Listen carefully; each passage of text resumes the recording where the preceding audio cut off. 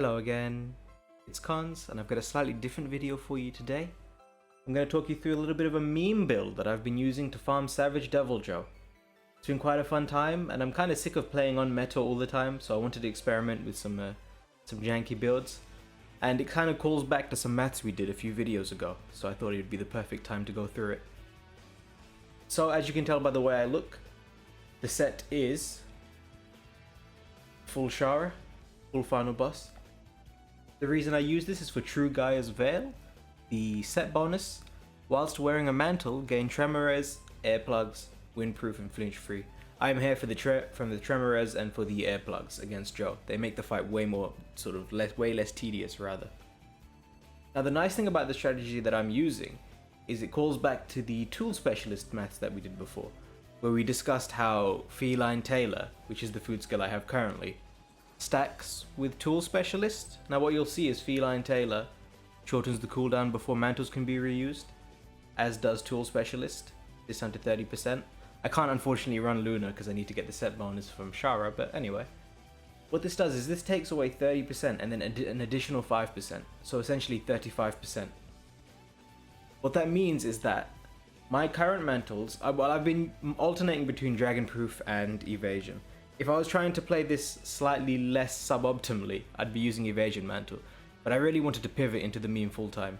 I decided to run free element to get Dragon on the set, and then use a Dragonproof Mantle, which gives you bonus Dragon damage. It's a stupid meme, but it works surprisingly well. It's not too difficult a set to get. I've got the Handicraft Charm, I jammed in like free element, crit boost and crit draw, and some quick sheath. That's really all there is to it. And now the trick is, because of the 35% reduction, the Dragonproof Mantle takes 195 seconds to recharge. Meanwhile, my Glider Mantle has 180 seconds of uptime. So by the time the Glider Mantle has expired, the Dragonproof Mantle is about 10 seconds away from being usable again. And by the time the Dragonproof Mantle is done, 120 seconds, oh, wouldn't you know it, the Glider Mantle is also ready.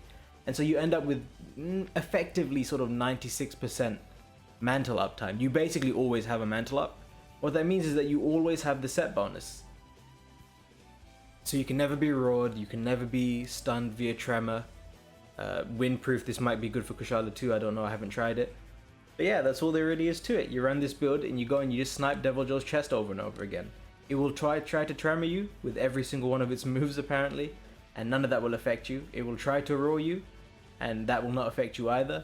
If you were playing more optimally, you wouldn't be running this stupid ass dragon build. You'd take your best greatsword, put an elemental boost on it, you know, I don't know. You could build a meta greatsword set. And the nice thing about Shara is that, let me go to set decorations. It has a ton of slots, and more importantly, you can actually use these slots on the mantles way more effectively than you would otherwise, because you've got 100% mantle uptime. So you're always going to either have mantle 1 or mantle 2 up, you know? So you essentially have a bunch of extra slots. Yeah, no, it's a pretty cool build. I'll cut to some gameplay. So I thought I would commentate a tiny bit over the gameplay, just sort of highlight exactly what's going on. You see me just sniping Joe's chest a lot, basically. I kept this in because I was proud of it, but it doesn't really serve any purpose here. But yeah, what you'll notice is that I'm right next to all of his tremors, and none of it does anything to me. You got to be careful. On the leg side of the stamp, there's a bit of an explosion. This will not save you from that. You need to get away from the foot itself. But even within tremor range, you're completely safe. Look at that. Right next to his foot where he did the massive jump, still no tremor. And meanwhile, I'm just popping away at his chest. You'll see I've swapped to Glider Mantle to keep my uptime for my various buffs. No tremor. That's not a safe exploit, by the way. Oh, by the way, notice that tail that just hit me. The little tail that popped me and it said damage taken was reduced. That normally knocks you onto your butt, and I'll show you some footage of that in a second. But hey, it didn't knock me because of flinch free, which is always nice.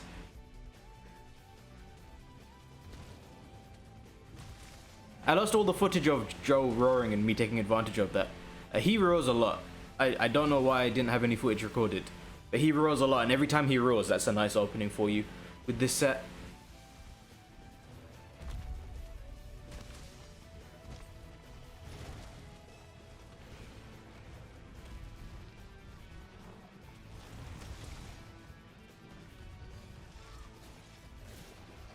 You'll notice no dragon bite debuff because of the mantle. Cheeky iframe.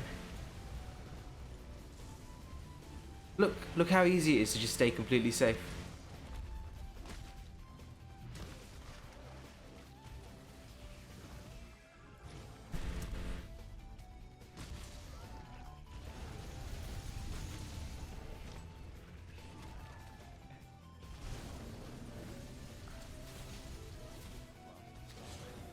That attack, as you'll see in a moment, doesn't even do that much damage. I kept this in because I wanted to show a tiny bit of me getting hit. Otherwise the video would be too one-sided. I get hit a lot and it's important to show that.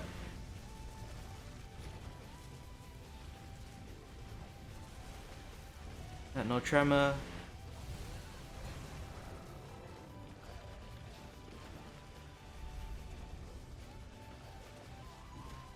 And hey, I kept this in because look, I have the defense down debuff. And look at how little damage I take from his big fucking dragon breath attack. This is what I like about the dragon proof mantle. So yeah, I mean, I hope that made sense. It was just some footage of me just sort of sniping Joe. It's not optimal, obviously. You know, you can play your meta build and stuff. That's not what this is supposed to be.